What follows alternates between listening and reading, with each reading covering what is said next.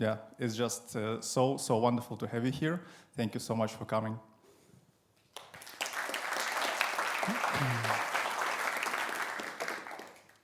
Thank you. Very excited to be here. So my name is Dmitry, and I'm going to talk about latency profiling today. Yes, well, Sergey already did part of the slide, so the slide about me. So I'm a principal software engineer at Google, working for a company for about 15 years. And during that time, I worked on a number of exciting projects. Probably the most well-known in the C++ community is the Sanitizers set of tools. Those tools include address sanitizer, memory sanitizer, and ThreadSanitizer, which are dynamic bug detection tools that detect a wide set of various undefined behavior and C and C++, like use of the free and out-of-bounds access, use of initialized values, data races, and some more. They are now part of both GCC and Clang compilers and actually some others as well. The next topic I worked on is fuzzing. Fuzzing is automated software testing techniques that involves passing randomly generated inputs to a program or a function and observing all of them using ways it crashes and misbehaves. And there's lots of trickery in how exactly those inputs are generated and how bugs are detected. I created several what's called fuzzer engines, so fuzzers for both user space and kernels. The next topic is Go language. I mostly worked on the runtime support library, which includes synchronization primitives, goroutine scheduler, network poller, memory allocator, garbage collector, and such things. And the last topic is collectively things related to performance and optimization. I did work again on synchronization primitives, lock-free algorithms, some library optimization, memory allocators, and also tracing and profiling tools. And it was very hard to pick one topic to talk about. I'm very excited about all of them, but I choose to talk about profiling because it's, well, my latest work. But I'm happy to chat about all of them afterwards. Okay, and with this, we move to the actual talk about latency profiling. So I wonder how many of you use the CPU profiler? Can you please raise your hands? So I guess roughly half, I think. How many of you use the perf profiler specifically? Also, it looks like it's the only used profiler. Okay, that's good. So it's quite hard to do a talk to a large audience with different levels of experience and knowledge, but I hope this talk will be both comprehensible to less experienced part that they didn't use profiling yet, and also it will be useful and interesting to the more advanced part of the audience. Yes, this work is also very new, so we will be on the cutting edge of technology today. Okay, so first of all, by latency in this talk, I mean literally how long something takes according to like actual wall clock. So for example, if we're doing build, this is the time from like the moment you pressed enter and the build completes. And I will also use terms wall clock and real time somewhat interchangeably during this talk.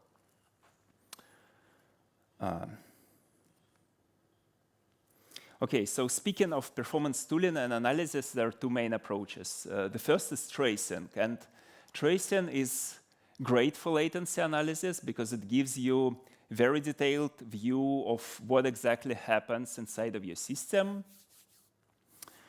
like what you can see on the screen. And I'm sure you all used like the simplest form of tracing, which will be just using log files. So log file with timestamps is a very like simplified form of tracing. Yeah, and the advantage of tracing is it's very detailed. You can zoom into, problematic area and see what exactly happens inside of your system, timings, dependencies, everything. But there are also two issues with tracing. First of all, it's usually not available out of the box. So you need to annotate what's things inside of your system that worth tracing and some kind of spans or something, maybe some relations. And it's also intrusive to the source code. So you actually usually need to go and add some annotation changes to produce this. And the second problem is that this lots of details may actually be an issue because, well, it may be too many details. Like when you look at this, you don't understand, is it actually, let's say, good or bad? Is everything good here or not? Or what part of this you want to zoom in? Or say, is the sum of all of those green boxes here is larger than sum of all of those blue boxes here? So it's very hard to, analyze on the high level. And the second approach is called profiling. Advantage of profiling is that it's usually available out of the box. There is a number of profilers like Perf, pprof, Intel vTune, and Visual Studio also has own CPU profiler. Usually you just run your program or benchmark under the profiler and it gives you the result. And the result is roughly this. Roughly this. So it gives you an ordered set of functions in your system and the percent how much time this function consumes. So usually you look at the top ones, and because they are contribute the most, and by optimizing them you can get the largest benefit from optimization. And the ones at the bottom you usually don't look at them because they don't take lots of time, so optimizing them won't be profitable. Okay, so after this crash course into profiling, moving to the main part. So I will start with the story, with the TensorFlow optimization story. TensorFlow is an open source machine learning framework from Google. And several years ago, I wanted to make TensorFlow faster. And in the machine learning world, faster almost always means lower latency. For inference, lower latency means faster response time. For training, lower latency means faster model iteration and experimentation, which is also important. But the main problem was that at the time I didn't know anything about machine learning and TensorFlow in particular. So the first task was to understand the problem, where the time is spent, what can be optimized, are there any low-hanging fruits, etc.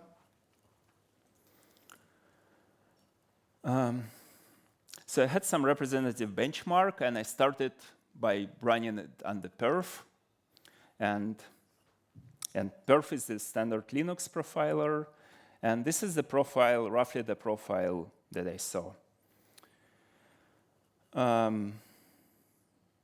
So we can see here this, at the top, this matmult, which stands for matrix multiplication, which takes almost 90% of the time.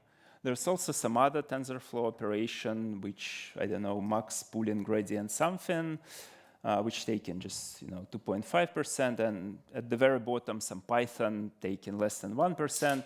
So TensorFlow systems usually use Python to just kind of invoke the actual computations that are written in C++. And this type of profile is generally good when you have one function that takes most of the time, because you just optimize this single function and you get, the most benefit from it, which is good. So you have the place to kind of concentrate. And the opposite of this would be so-called flat profile. It's when you have lots of function taken, small percent of time. For example, 100 function, each taking 1%. In that case, you could say optimize even first 5 functions completely, almost to 0, but still get only 5% speed up for the program. So it's not very good return of investment. So in this case, there was actually a function that was taken majority of the time, which is good. But I soon realized it's not actually good in this particular case, because this function was already highly optimized, parallelized, vectorized, like looked at the specific CPU we're running on and used the specific instructions for this CPU, taking into account cache sizes and everything. So yes, it's taking lots of time, but it's also like almost impossible to significantly optimize it because lots of people already looked at it. Yeah, so that was bad news. But then I started thinking, what do those percents actually mean? Like literally, they're percents of what exactly? And to answer this question, we need to step back and understand how profilers work. So here you see on the horizontal axis time, like actual wall clock time according to clock. Vertical axis is CPU. In this, for now, we have only one CPU because it's single-threaded program, and this gray bar represents execution of the program. So it actively runs on this CPU. What the profiler will do, it will take samples of this program every unit of time, whatever it is, like millisecond, second, doesn't matter, and see what the program is doing at this point in time, what function it's running. And based on this, it will then show us those percents. Yeah, so we can say that the profiler samples time. Okay, so far, so good. Now let's look at a multi-threaded program, which runs, in this case, on 4 CPUs. So what the profiler will do, it will also send samples, but now on all CPUs every unit of time. So it actually turns out the profiler doesn't sample just time, it samples so-called CPU time. And every second of real time, we have number of CPU seconds of CPU time. So it's effectively, CPU time is kind of area of this rectangle.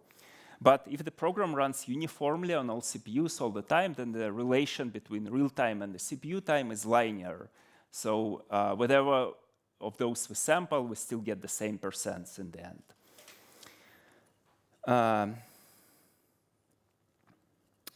The interesting things start to happen when the program runs non-uniformly, which all real programs do. In this case, we actually we're getting fewer samples per unit of time when the program runs single-threaded here, and more samples of time when the program is multi-threaded here. Yes, so it turns out the profiler doesn't just sample CPU time, it actually samples CPU time your program actively runs on CPUs. And the relation between this time and the real time is now non-linear. It's actually arbitrary. And as a result, the percents we will get in those two dimensions, in the dimension of real time and the active CPU time, it's also a relation between them is also arbitrary and non-linear. Okay, so this is a bit theoretical. Let's look at the concrete example. Let's say we have a program that first runs single-threaded for simplicity for 2 seconds of real time here, and then it has a highly parallel phase for 1 second. And in this case, we actually have 128 CPUs, so I didn't show them all, but like this bar is really high, the right part. And just like not hinting at anything, just to make things more concrete, let's call the first part Python and the second part matrix multiplication. So if we do the sampling, we will see the following profile. We will see that the matrix multiplication taken 98% of the time and Python taken like 2%. But right, this doesn't make sense. Python is kind of running for longer, but here it's taken only 2% of the time. So now we know that this happens because this profiler sample active CPU time and the area of this computation on the right is like very large. That's why it dominates in the profile. But if we are working on latency optimization, if we want to make things, take less amount of real time, then we would want to see the following profile. We would want to see that the Python is taking 66% and multiplication is taking 33%. And we could get such profile if we would do the following sampling. We would want our profiler to take one sample per unit of real time for the whole system. And if there are several threads running at the time of the sample, let's say we take a sample from a random thread. And if we do this sampling, then we would in fact see the following profile. You can see that the number of samples now in this part is smaller. It's, I think, 7, and in the first part, it's larger.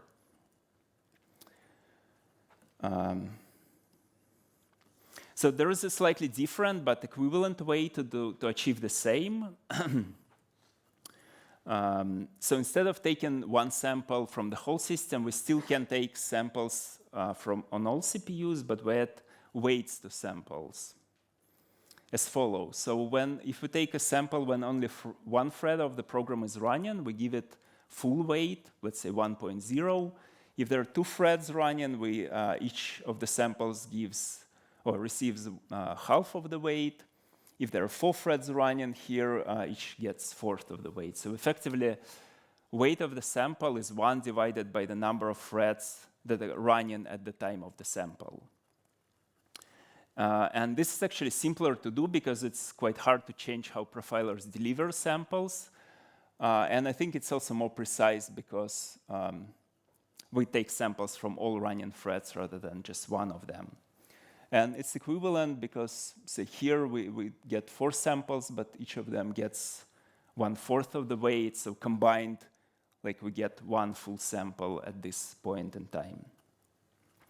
So this is the approach I implemented at some hacky local tool at the time when I was working on TensorFlow. But recently I also added to the perf profiler. Yes, as well. OK, so let's get back to our TensorFlow optimization problem.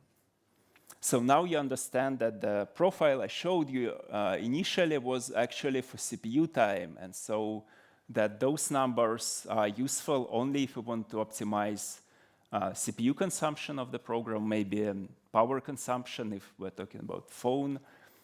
But it's completely irrelevant if we want to optimize latency. And so I run the same benchmark under this new latency profiler, and this is roughly the picture that I saw. And also, like with the perf profiler, you can do this now by adding -- latency when you collect and show the profile. So what happened? First of all, matrix multiplication went down to only 40% of the time, so it's still a significant fraction, but not even half. But also this Python thing, PuEval something, jumped from 0.7% to 70%. And there are some other Python frames appeared here. And in total, all of the Python was taken something like 30% of the time. And this was completely surprising and unexpected by the developers working on the system, because their assumption was that Python is just some kind of glue code that just kicks off actual C++ computations and shouldn't be taken like any time. So like 0.7 would be fine, but not 30%, like totally.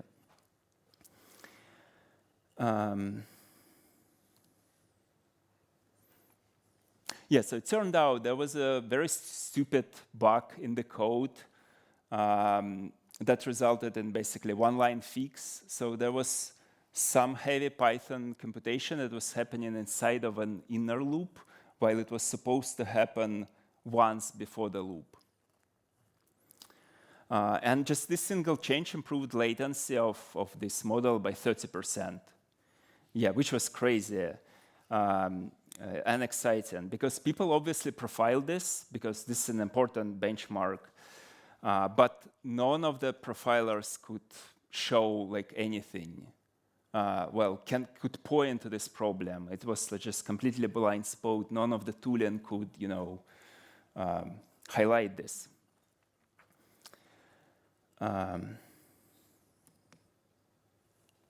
Yes, but wait, there are even more exciting things. So it turns out that if we know for each sample how many threads were running at the time we take the sample, we can relatively easily build and show what I call parallelism histogram. Yeah, it's very simple concept. So it shows the percent of time your program is running using that many threads. So it's running like roughly 50% with one thread, 2.29% with two threads, and so on. And by looking at the shape of this histogram, you can very easily kind of visually understand how well it is parallelized. For example, we can see that, well, it still spends significant time running single-threaded, which, well, may be unexpected for some programs. Or we can see this also strange spike at 8 threads. So there's probably some operation is capped at 8 threads or something. So there's something is happening here. But even more exciting, the profiler can show us slice of the profile for particular parallelism level. So for example, we can look exactly at what samples were taken when we were running single-threaded. So we can actually like understand what's in that spike or what's in that spike at 8 threads. And this is useful because it allows us to find missed parallelization opportunities, like things that can be parallelized. So after we fixed the Python bug, well, the profile looked roughly as this. So the matrix multiplication was taken, let's say, 55%, and this max pooling grad jumped to 35. And this is now latency profile. So this is the profile we want to look at if we're optimizing latency. But there are two very different cases for optimization. One, let's say we have this matrix multiplication at the top, but it's also very highly optimized already. So like it's not much we can do, but maybe that one, the max pooling grad, it's taken less time. So otherwise we would like not look at it before we look at the first one. But if it's not yet optimized and it's very easy to optimize it, that it actually may be better to look at that one.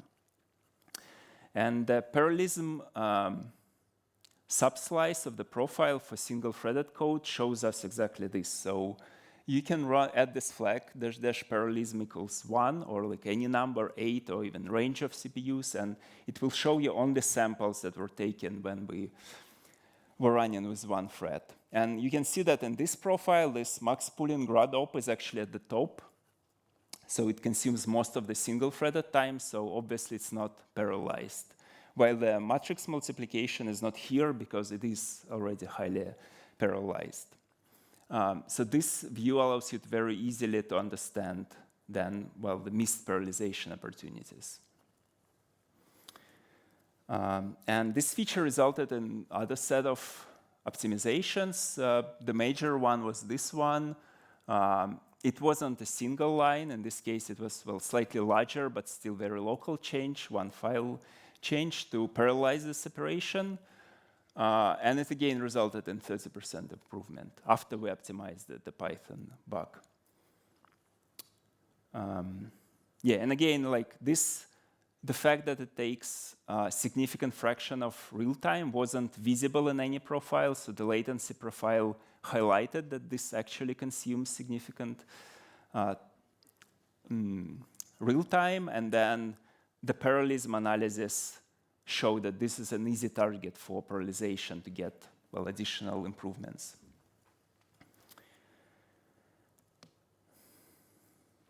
Yeah, so as in total, during this work, I landed a number of changes. Actually ended up optimizing matrix multiplication as well to some degree, but lots of other changes. In total, this resulted in up to 3x improvement in latency for some important production models.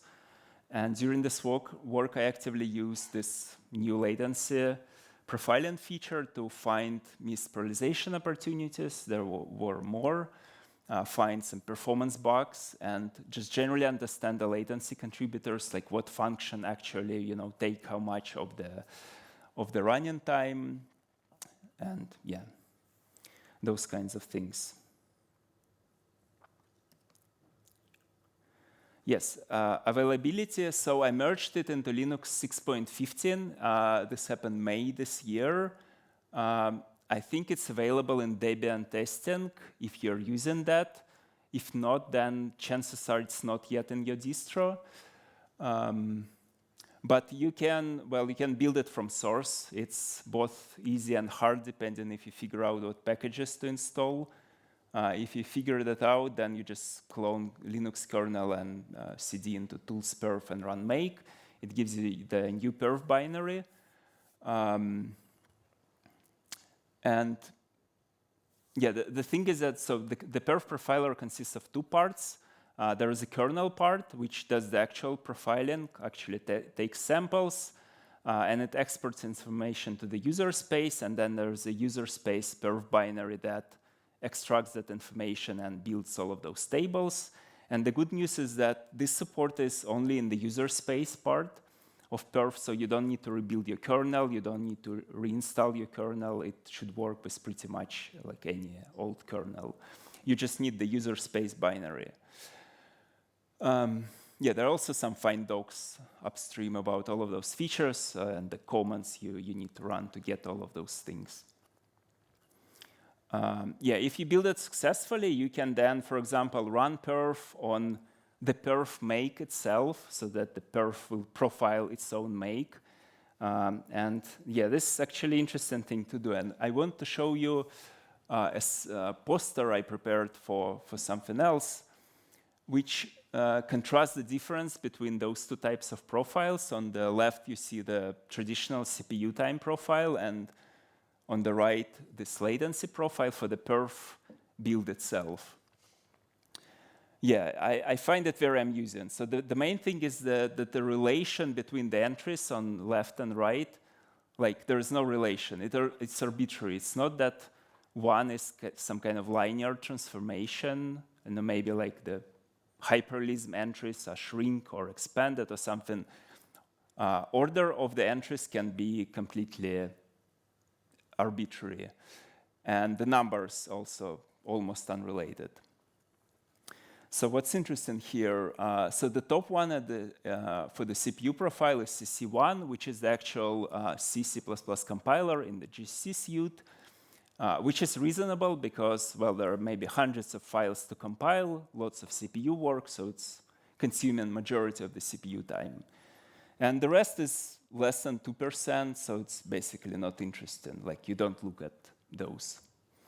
But in the latency profile, compiler dropped down to only 25%, and this gzip guy jumped from 2% to 40%, which is reasonable. I guess it's completely single-threaded, so it's just taken 40% of the time of the actual running time, but almost invisible in the CPU profile. This packaging thing also jumped up, and those tools were not even visible in the CPU profile. Git and opch tool combined they take 7%. So 7% is not much, but probably like something you want to know about if you're actually working on optimizing this.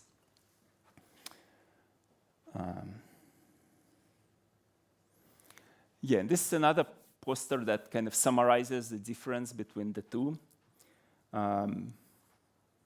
Yeah, the common neuron. So the first one gives you CPU profile. This one gives you wall clock time profile.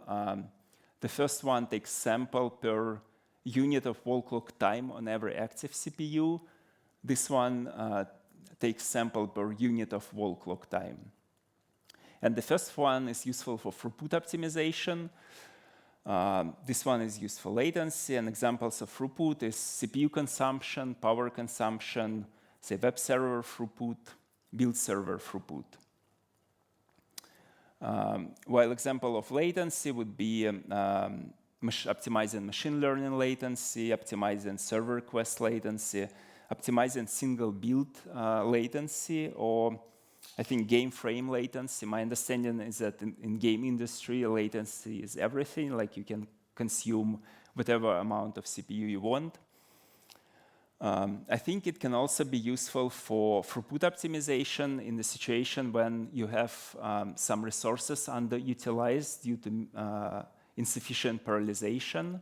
So the parallelism analysis features of this new profiling mode can show you point at underutilization problems, and if you improve utilization by parallelizing things, you can then improve throughput as well. Two assumptions I'm making here. So first of all, we're talking about parallel workloads, when multiple threads are involved and when things running on multiple CPUs, because, well, for single-threaded, you can use both, but they're just equivalent. Like it will show you exactly the same. And the second one, this is still profiling so-called on-CPU time, so it's not capturing input-output latency or when your server waiting for database response, so that will not be captured here. We're talking about more active computations.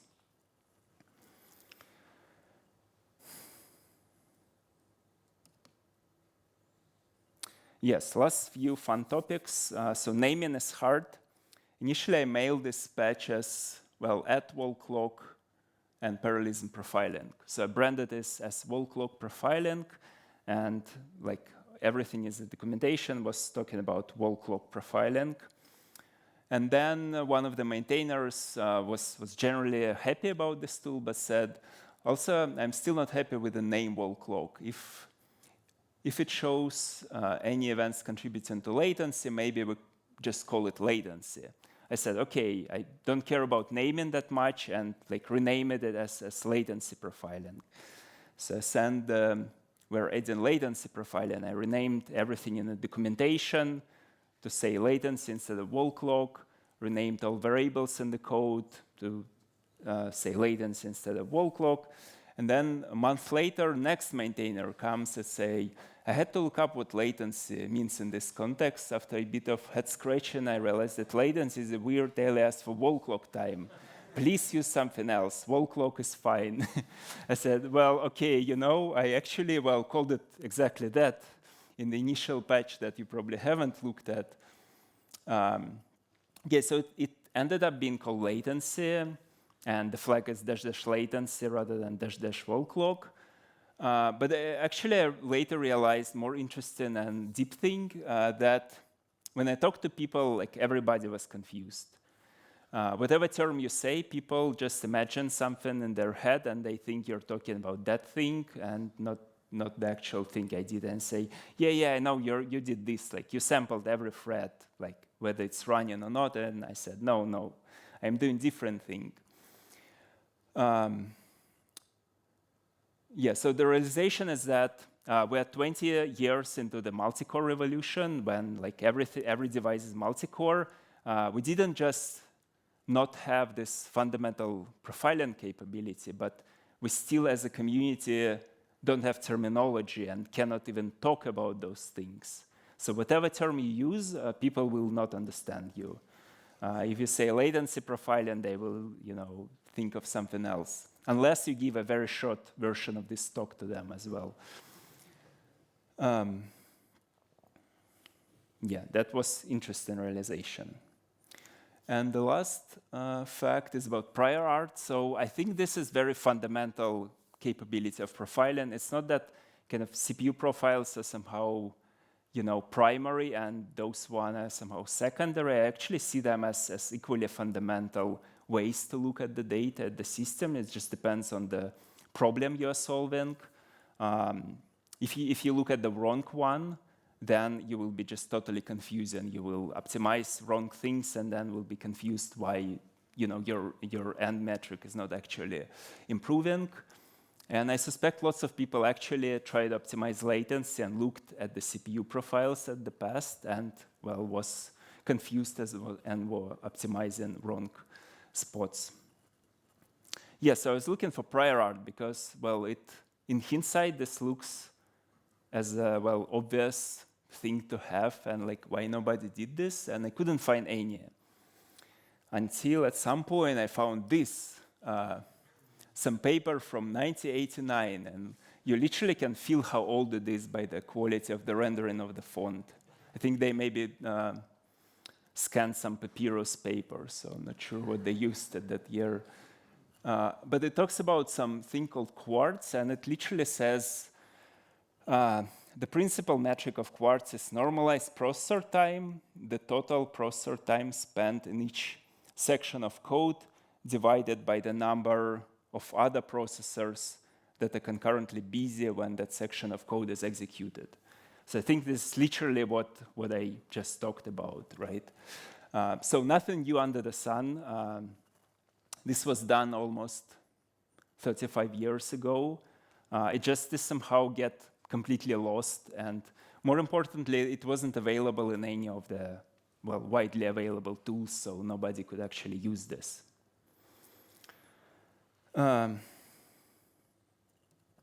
Yes, and with this, thank you. That's all I have, and now I'm ready to take questions.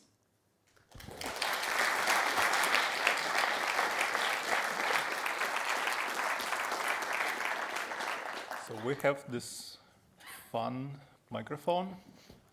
Can you catch, or should I pass? Hi, thank you for the talk. This was really cool. For the related work section, my mind crossed a paper from SOSP 2015. It's called Cause the Causal Profiler. And like the main point in that paper was that you can hypothetically check how much would speeding up a particular part of the code bring you end to end by literally slowing everything else down. So I see the drawback of this is like this thing had something like at least 17% overhead, like in how, because it's slowing everything down. This is probably much more efficient and cool, but just like, this was, some time ago now. But this was like one thing that crossed my mind that was trying to do something similar. Yes. And like, how would this compare? I mean, this is probably more efficient. Yeah, cost is one of the things people confuse this profiler to when I mention latency profile, and they, Okay. oh, you're just doing cost profiler. It's clearly not just no. cost, but yeah. Yeah, so cost is injecting slowdowns in random places in your program and tries to find correlation with overall latency.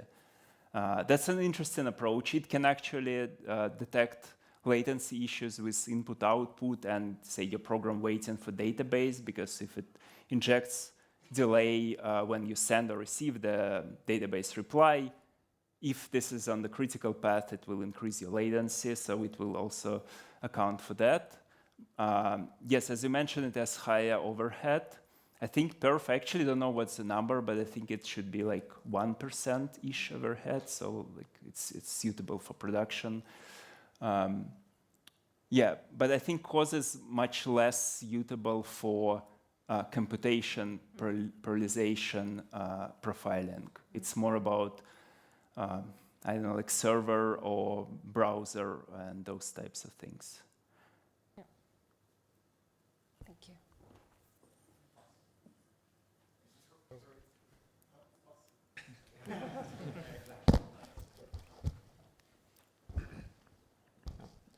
Hi, thank you also for the talk. It was really nice. And I wanted to ask, like, my impression is that this flag would actually be more useful to most of the people sitting here than running the same tool without the flag. So is there a plan to make it the default behavior of perf? Good question. So there's an opposite plan. So this was what I did in the first version of my patch. I actually enabled it by default, and the profile will show you both the current CPU overhead and the latency overhead side by side, so you can actually see. Exactly because of this, because nobody will find it. Like, you will find it, but nobody else. Yeah, it's a problem. Perf actually found that Perf has lots of cool features that you can build those histograms, you know, call graphs, etc., filters that nobody knows about. Because of that, I enabled it by default, so that like people see that second column and like some different numbers, and this would be when they start asking question like, what is, like, I see 1% here and like 80% here, what does it mean?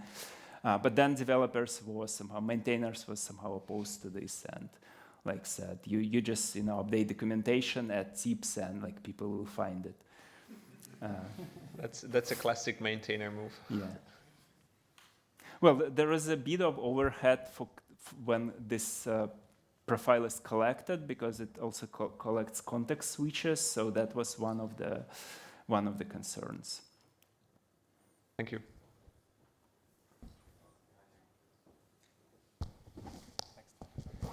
Thanks, great talk.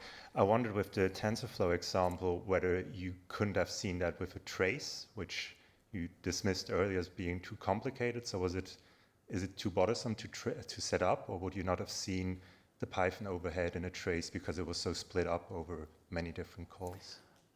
I assumed you would see this, but I think the problem was what I mentioned. It's not available until you actually go and change your code to make it, well, possible. Usually you would need to, yes, add annotations to the regions of the code so that they can be traced and visualized. And nobody did this, I think, for TensorFlow at the time, and well, that was why it was invisible. Also, I assume maybe people looked at the CPU profile and just didn't understand what the meaning of the numbers, and so they see it's matrix multiplication, everything. We already optimize it as much as we can. Nothing else consumes any CPU time, so problem is solved. There's nothing to do here. Maybe that was what happened. Thank you.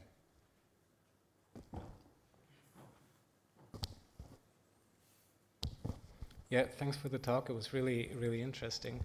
Can you make a statement as to what the tool does in situations where it's, let's say, running 10 threads at the same time, but only 5 of those are used by matrix multiplications? Can you repeat using what 5 was? So if we have an application that has 10 threads running at the same time, and we profile it, but only 5 of them are being used by matrix multiplications, and the other 5 are doing something else, how will this be treated in the profile? It will just affect the percents that you see. So if it's evenly split 5 and 5, then, well, half of the time will be attributed to matrix multiplication, half of that time will be attributed to, well, something else. Yeah, that's what I was hoping for. Yes, you will see all of the things just scaled. Thank you. So am I the only one who's take away that Python is always the bottleneck? Oh, wow. Is it my question about Python? Throw it. Throw, yeah. First, thanks for the talk. One question. Beside a perf report, is there any integration with perf script to export the weight to other tools that can visualize things, like for weighted flame graphs, for example? Yes, it is possible. So what the tool does actually underneath when you do record, the -- latency flag just collects context switch events and exports them as part of the trace. So for the perf report, it allows to kind of count how many threads were scheduled in, and then it kind of sees one more thread is running, and when one thread is scheduled out, it sees one thread is less running. I think script should support that, so you can, well, see those events and do similar analysis in other tools. This was actually, yeah, the overall idea is very generic. You can apply them to other profilers, and this was one of the, well, to-do items to add this to maybe flame graphs and pprof. Yeah, basically would rescale things, but then show, well, the same view. Thank you. Yeah, I would assume the well, amount of work there is rather minimal because all of the info is available and the visualization is available, so just some adjustments to samples. Hi, thanks for the great talk. I had a question regarding fleet level profiling. Imagine you were running this on multiple servers and each of them could have their own distinct bottlenecks. Have you tried to run this at that scale, or what would be an possible approach to handle something like that? Yeah, good question. I haven't tried to run it on servers and not very complex systems. I assume you can do this for like whole system profile as well. Then the question is, what do you consider as parallelism? There are several options. One, you can actually split samples per binary and compute parallelism for each of them and, well, show those latency numbers for each of them separately. Or you can look at the system-wide parallelism, but then like it's actually unclear if their like relations are true or not, and if those programs are related or not. For the servers, I would try to run it first on a single server at a time, and probably on a fixed QPS workload, maybe just one request per second, or sorry, one request at a time. So if you have a client that sends one request, gets reply, sends the next one, profiling this may show something interesting. Thanks.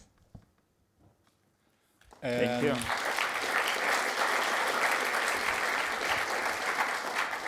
We'll continue in 30 minutes, so we can just discuss offline all the questions. Thanks.